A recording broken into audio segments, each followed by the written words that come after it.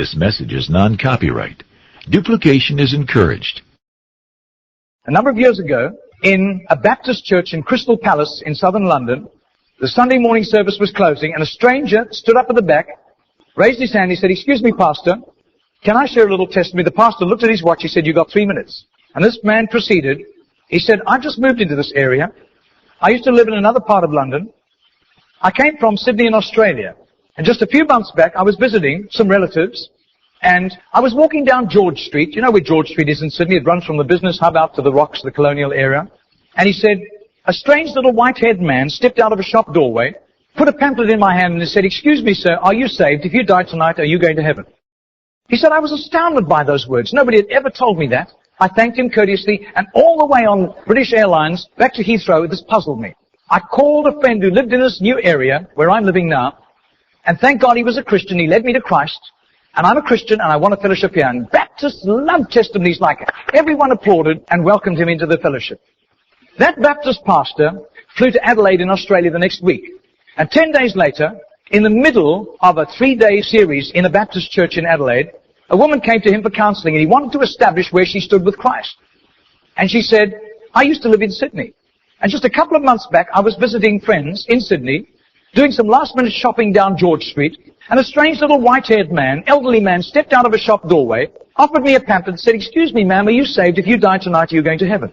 She said, I was disturbed by those words. When I got back to Adelaide, I knew this Baptist church was on the next block from me, and I sought out the pastor, and he led me to Christ. So, sir, I'm telling you that I am a Christian. Now, this London pastor was now very puzzled. Twice, within a fortnight, he'd heard the same testimony. He then flew to preach in the Mount Pleasant Baptist Church in Perth. And when his teaching series was over, the senior elder of that church took him out for a meal. And he said, "Mate, how'd you get saved?" He said, "I grew up in this church from the age of 15 through Boys Brigade. Never made a commitment to Jesus, just hopped on the bandwagon like everybody else. And because of my business ability, grew up to a place of influence. I was on a business outing in Sydney just 3 years ago, and an obnoxious, spiteful little man stepped out of a shop doorway, offered me a religious pamphlet, cheap junk, and accosted me with a question. "Excuse me, sir, are you saved? If you die tonight, are you going to heaven?" He said, I tried to tell him I was a Baptist elder. He wouldn't listen to me. He said, I was seething with anger all the way home on Qantas to Perth. He said, I told my pastor thinking he would sympathize with me, and my pastor agreed. He had been disturbed for years, knowing that I didn't have a relationship with Jesus, and he was right. And my pastor led me to Jesus just 3 years ago. Now, this London preacher flew back to the UK and was speaking at the Keswick Convention in the Lake District. And he threw in these 3 testimonies. At the close of his teaching session, 4 elderly pastors came up and said, "We got saved between 25 and 35 years ago, respectively, through that little man on George Street giving us a tract and asking us that question." He then flew the following week to a similar Keswick Convention in the Caribbean, to missionaries. And he shared the testimonies. At the close of his teaching session, 3 missionaries came up and said, "We got saved between 15 and 25 years ago, respectively, through that little man's testimony and asking us that same question on George Street in Sydney." Coming back to London, he stopped outside Atlanta, Georgia, to speak at a naval chaplains convention.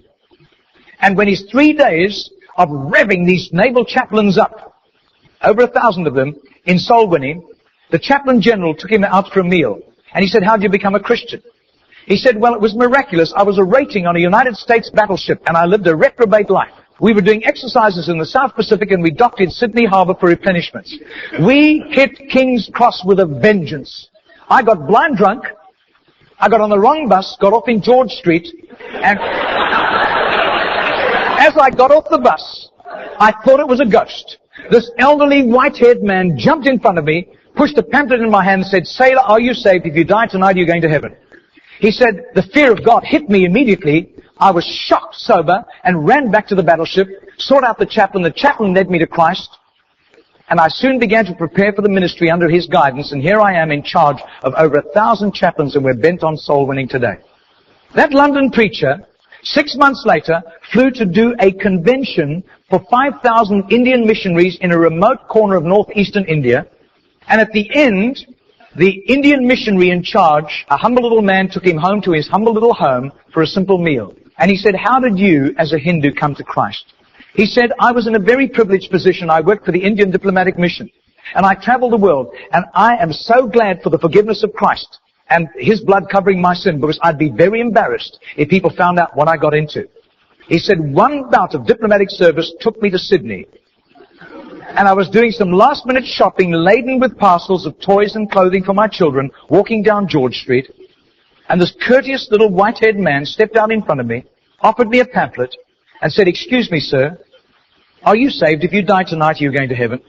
He said, I thanked him very much, but this disturbed me. I got back to my town, I sought out the Hindu priest, and he couldn't help me. But he gave me some advice. He said, just to satisfy your curious mind, nothing else, go and talk to the missionary in the mission house at the end of the road. And that was fatal advice. He said, because that day the missionary led me to Christ. I quit Hinduism immediately, and then began to study for the ministry. I left the diplomatic service, and here I am, by God's grace, in charge of all these missionaries, and we are winning hundreds of thousands of people to Christ. Well, 8 months later, that Crystal Palace Baptist pastor was ministering in Sydney, in Gymea, southern suburb of Sydney. And he said to the Baptist minister, do you know a little man, an elderly little man who witnesses and hands out tracts on George Street? And he said, I do. His name is Mr. Genor, Genor. But I don't think he does it anymore. He's too frail and elderly. The man said, I want to meet him. 2 nights later, they went around to this little apartment, knocked on the door, and this tiny, frail little man opened the door. He sat them down, made them some tea, and he was so frail he was slopping tea into the saucer as he shook. And as he sat with them, this London preacher told him all these accounts over the previous 3 years. This little man sat with tears running down his cheeks. He said, my story goes like this.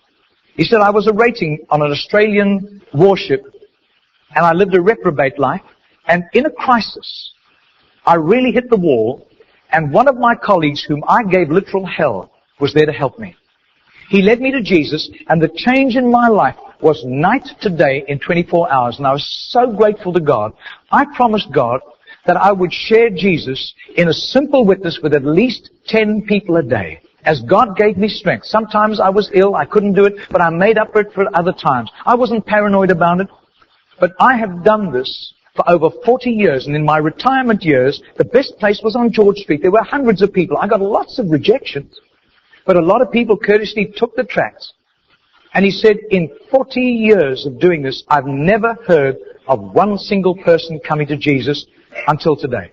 Do you know, I would say that has to be commitment. That has to be just sheer gratitude and love for Jesus to do that. Not hearing of any results.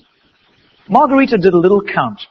That's 146,100 people. That simple little non-charismatic Baptist man influenced somehow to Jesus.